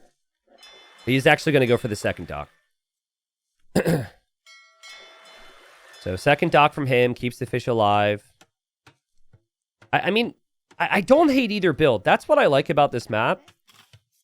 A villager's exposed. That's okay. Yeah, like, the way StonePlease has played this makes a lot of sense. He's still going to be walled. He'll still get the Castlage. He's benefited from the additional fish. But then Miguel could potentially just win water here. And get to the town centers faster. And maybe even come out here and build a TC on the gold. StonePlease will balance out his resources with the market and click up. He also saw the second dock. So now he has decisions to make. And I would like to see him make fires. Because at this stage, you're on 3 galleys. You add 4 more galleys, that's not helping you that much against upgraded fires. I mean, he's got crazy micros, so maybe it is. But with galleys and then some fires in front, I'd almost prefer that. The C tower has murder holes. Surprised he chooses to go in here. But he loses a galley. He takes the fish. We're going galleys. Okay, you kill the fish now, but you're going galleys, and now you just dive with your galleys to lose the rest of them. Looks like he did cancel the galley idea and is going for fires now. Nice snipe on the fish, though. That's 5 fishing ships sniped. He's had 8. Second TC for Miguel. And now Miguel will want to kill all the fish StonePlease has. We've got fishing ships being chased. Now, again, in my experience, if you're uninterrupted, you need about 3 or 4 fires to take the C tower down. And he's not going to be uninterrupted because there's going to be a lot of fires and Navy from StonePlease. Miguel only has 28 eco right now against 36. And StonePlease will get 2 more Vils. But the second TC's been up for a minute for Miguel. He's got horse collar for any farms. He has bow saw already. And the fires are engaging here. And Miguel just wants some fishing ship snipes. I think if he gets a couple fishing ship snipes, he's happy. Doesn't get it, though. Do not forget about the golds, guys. Like, there's so little gold. Now, StonePlease has all of his gold inside of his walls, which is nice. Miguel's other gold is here. Ooh, demo there from StonePlease will hit. That's a big hit. So StonePlease will potentially win water now. The fishing eco hasn't been all that important, though. And look at Miguel farming. 6 farms already. Still 0 farms for StonePlease. Demo now from Miguel. Game 5. He lands a shot. He gets the kill. He'll fall back towards his tower with the weak ships. More fires on the way. The war galleys don't offer a lot for StonePlease right now. There's only 2 of them. But he is going to add some monks. Also, Miguel just lost his scout. Miguel's scout was attacking the wall, and it died to StonePlease's scout. That is wasteful. Because, like, that scout could see everything, right? Like, you don't have a way of making another one for a long time. So, you could see TCs. You could look for relics. A common build for most people on this map is to open light cap. Just to stop relics from being brought in and stop villagers from going to the TC. So, losing that scout is crazy. Big demo. Will it land? Miguel can split still. Nice split. Demo was sick, though. But the C tower is also sick. So maybe if Miguel's patient and backs up, he's okay. Oh, man, they're so weak. StonePlease wants those kills so bad. He's getting them. The demo doesn't land for Miguel. StonePlease is looking good right now. I'm really liking his position now. Sorry for all the dinging. Uh-oh. Uh-oh. Oh, no! StonePlease looks away for a second. He's going to lose everything on water. Miguel... Nice job. Did he sell his stone? I think he sold his stone. So he can't build the 3rd TC. I don't like that. This is a boom map. StonePlease sold some of his stone earlier. But StonePlease has TC'd stone, so StonePlease is going to mine that back for another TC. Guess you can just buy it back if you have villagers on gold, but Miguel doesn't have that much on gold. And StonePlease is producing a lot more. Now, how much gold does he actually have left in here? He's got 600 there. He's got 900 there. So this is definitely the time in the game where you might think about a TC on a gold area. Miguel is behind in eco. Slightly, but he's behind. I prefer his eco upgrades. The water doesn't necessarily matter that much, but because they both committed so much towards it, neither player wants to give up on it. Nice hits there from StonePlease. Miguel had idle TC time, but it is expected that the player who goes Castle Age faster and loses their fish has the idle TC time. So that's not idle TC time that I would be critical of. I think that's just kind of expected. What I'm concerned on right now is he has no vision. He's going to be running into the darkness. And I think he wants a town center here. And if StonePlease spots that at all, StonePlease can do a lot about that. Big fight. Big fight on water. Which, again, just seems so even. Kill count still even. Only reason the population isn't even is because there's monks out there from StonePlease. And a big demo for Miguel. But he ends up falling behind on water. Yeah, that scout. The scout's the key. I mean, these villagers have now been spotted. I would love to see a siege workshop for StonePlease now. You know what this means. You know these villagers are here for a reason. Miguel is going to be panicking. Yeah, he drops the TC. StonePlease. That was crazy. Did you... Hold on. It feels weird to go back, but we talked about his APM and how much he clicks.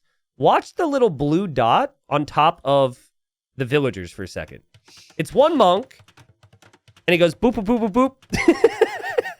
Like, he just, like, clicked, like, 4 times to decide on where he wanted conversions. And now he's going to convert the villager that's not weak and pull his scout back so he can heal it up. He's bringing more monks. He's bringing villagers. He's going to see the town center this himself. I can't speak. I think this is so good for StonePlease. Look, he won't lose that scout. He knows how important that is. He'll heal up the scout. He brings 2 more monks. I think Miguel is cooked. He needed his scout to know what his opponent was doing. He did no clue. And StonePlease spotted it and has assessed this perfectly. He converts the vills. He continues to heal up the scout. A couple monks in that scout. And it just completely forces Miguel to the north. Now, we're not going to see him resign anytime soon. Because this is game 5 and this is really important. But that is so well played from StonePlease. That's so good. More healing. And now StonePlease should know to look to the north. That is where he can deny the gold. But, I mean, if Miguel could just castle this before any pressure comes in, he's still going... It's still going in. I just don't like the amount of navy he's investing into for a guy that has, like, nothing on gold. And I don't like the relic count for StonePlease, at least for Miguel's sake. Like, StonePlease is going to have 5? I think there's 7 relics on the map. He might even end up getting 6. The main thing StonePlease needs to do is just worry about that farming eco right now. And I would say outpost the map. And there's an outpost. There's an outpost. Miguel will also outpost, just so he will be aware of any pressure. Weird wood line in the middle of that gold there. Kind of prevents units from moving through it, which is normally the case. Oh my god, dude. Another villager's been converted. The scout made it through. This is the wood line that he lumber camped earlier that was part of his wall, and he had over-chopped it. Remember, I made a comment. I thought it was really weird that you would place a lumber camp there instead of a lumber camp over here. The outpost villager got converted over here. Dude, StonePlease is dominating with monks right now. This is crazy. Now Miguel has to build another outpost somehow. The scout has made it through. Scout's running around. And now StonePlease can see the opponent's going like half. It's a sick. He runs in. He sees the transition. He sees double stable. And now he sees a castle here. If StonePlease could build a castle on this side and get up to the Imperial Age, he can win this game. He can also win this game in other ways. But that could be a win condition. He's going to stone wall? He's going to stone wall. Look at all the random blue dots on this side. Outpost, monks, villager, spears. Well, he is on the way to imp. He will wall this so he can't be raided. And the light cav come. And the light cav do what Miguel was hoping for. But he had no info, guys. Like, you have to have information. So, it's just losing that scout was so brutal for him. Miguel's an amazing player. He would have adapted just fine, I think, if he knew his opponent was getting the relics like that. The other option is you could open light cav as your opening, but if you do that, then you might not win water. I would argue that that's fine because water isn't that valuable, but depends on player preference, right? StonePlease has a TC on gold. Miguel has a TC on gold. Miguel still hasn't clicked up. Relic number 7 is going back home for StonePlease if he can make it. That would be crazy. So he'll have 7 relics and he has this whole gold area locked down. What can Miguel see? Well, Miguel didn't even know the relic was there because he's had no scouting. He's over here now, hoping to raid. Monk is still chilling. Quick walls from StonePlease. So the light cav can't be annoying. It's fine. Just, I think StonePlease is still in a great spot. But if he loses this game, I think he needed military buildings on this side and a castle here. And you just win with army and trebs taking him off gold. The fact that he stonewalled this and is going army on this side is kind of interesting. But I guess he was worried about the light cav raids. He doesn't know what Miguel's going to do. He does kind of know what Miguel's going to do, though, because he has vision. So that's why I'm a little confused. He's got a lot of vision. Not bad, though. Big Vil lead. In imp, way faster. Let's see if he can close it out. He kills the light cav. Monk is still standing there. All right, next person to prime sub. I'll name you. I'll name the monk after you. Fast. Be fast. Doesn't have to be a prime. Resub, sub, I'll name him, but I don't know if he's going to survive. Oh, there's actually a hole here. There's actually a hole there, which he just realized with a Vil. But the monk is headed that way. Salted Pepper, who's already subbed, says, nah, thanks, I don't feel like dying. Oh, too late. Salted Pepper. Sorry, Ziv, thanks for the gifted sub, but I'm changing the rules. He already subscribed. He read the terms and conditions. Here, we'll name an Arbalest after you for the gifted sub, Ziv. Ziv the Arbalest. May you live a good life. Oh shoot, I lost him. Well, I screwed up. I control grouped trees instead of your Arbalest. Ah, there he is. Okay, control group saved. And then Salted Pepper's still alive, so everything's good. So, it's kind of a mix of everything. We've got mix of land army. We've got mix of water. He's basically one water. If he can make cannon galleons from the middle, Miguel's going to have a rough time. Miguel is just so far behind right now. Ziv is leading the pack on with a charge of Arbs on the left. The right side, Miguel still does have golds. But maybe not for very long. It's tough when the map is so big, and when you build military buildings over here, it feels really inconvenient to send, especially like foot units over here. So you're probably better off just making buildings on both sides. Cake wants to be a stone pile. You guys want me to name every tree on the map after you guys? How many trees are there? Well, we have 1,200 trees, so honestly, I'd do it. I think that's a very good business decision. Maybe not, though, because people will unsubscribe because they want to watch me talk about the game. Unfortunately, right now, it's just not very close, is it? I just can't help but feel like StonePlease's build was ever so slightly sharper, and maybe all the prep that he's been going for is paid off here. He just needs to make all the decisions. Think of every single lose condition and play from there. Fortified wall is one of them. Patrolling this little choke point's one of them. Relic has just made it home. So, well played, Salted Pepper. Monk's still alive. And now a Treb push from here feels a little unprotected. But it's a good idea if you can protect it. StonePlease has built the castle to protect and has brought the villagers in to repair, I guess. Still, though, I mean, more walls on this side. Just pushing the heart of Miguel's eco now. And Miguel might end up having no food and no wood. He'll have the golds, because that's not being pressured yet. There is an Arbalest there, but he'll have nothing else. I think Miguel's read of the map was maybe okay. I like the Civ choice of Italians. He wanted to win water, but he never was able to win water. Ziv is... Oh no, Ziv died. Ziv died with 2 kills. Shout out to you, Ziv.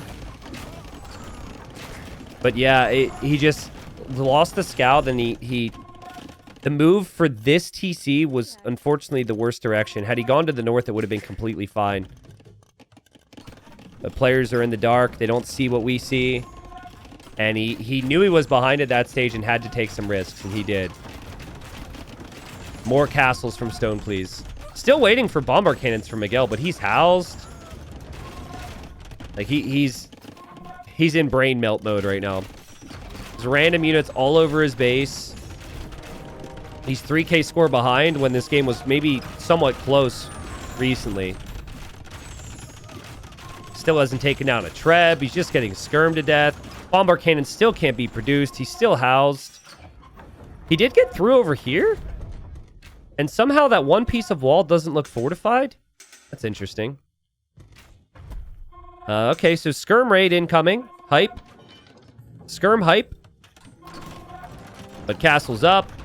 Trebs are still going. Castle here's been spotted.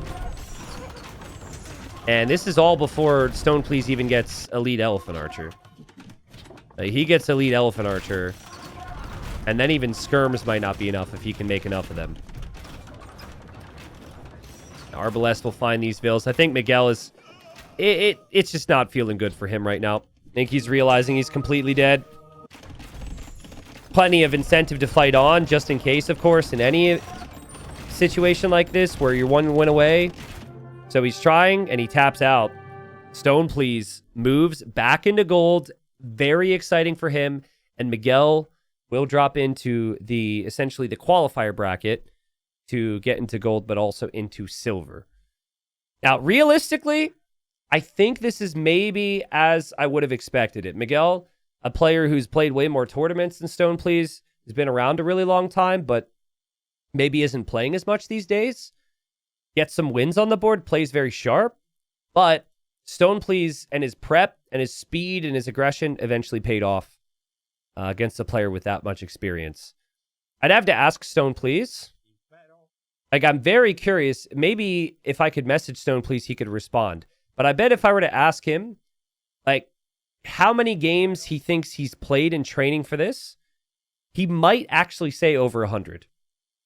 He may also say like 2, but my read on the situation, because I'm talking to people and hearing stuff from people, is that he's been training like a madman. Honestly, this all came as a result of Draken retiring and whatnot, but it feels almost interview worthy. But I think we'll probably leave it. I'm going to say, wait. I'm going to say congrats.